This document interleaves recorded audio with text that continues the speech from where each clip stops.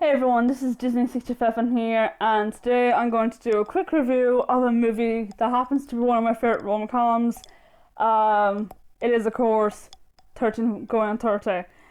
This movie stars Jennifer Garner, Mark Ruffalo, Judy Greer, and Andy Serkis, and it tells the tale about this 13-year-old played by Kirsty B. Allen, who wants to be 30, flirty and thriving. Her best friend Matt, played by is Sean Marchetti in the beginning. He is madly in love with her, but of course she doesn't know that. So she ends up wishing to be 30, and she wakes up the next day as a 30-year-old version of herself, played by Jennifer Garner, who looks a lot like Kirsty B. Allen, by the way.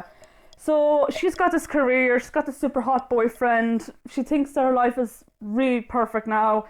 But of course problems arise when she actually falls in love with her own best friend, now played by Mark Ruffalo, but he's engaged to be married to someone else. So will she get her happy ending with Matt, or will she just learn to accept that being 30 and being an adult isn't all up to scratch?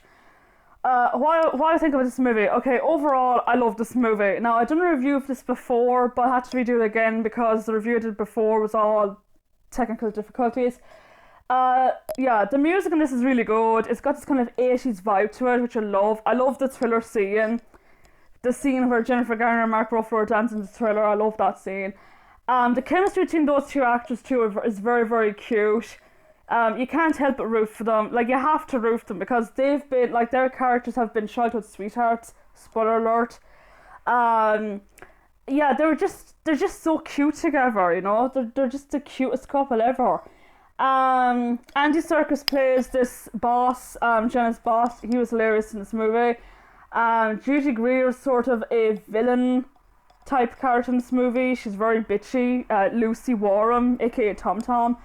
There's also a cameo from Ashley Benson, who was in Pretty Little Liars, and it also has Brie Larson, who went on to star in Captain Marvel, which I thought was totally cool.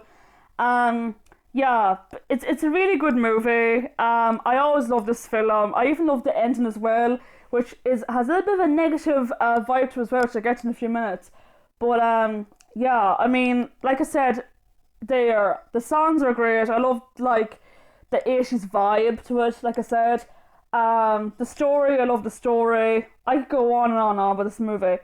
Okay, the only thing I had was, without giving too much away, because I hate spoiling movies, but there's like one particular scene in the end that kind of took me a while to get to.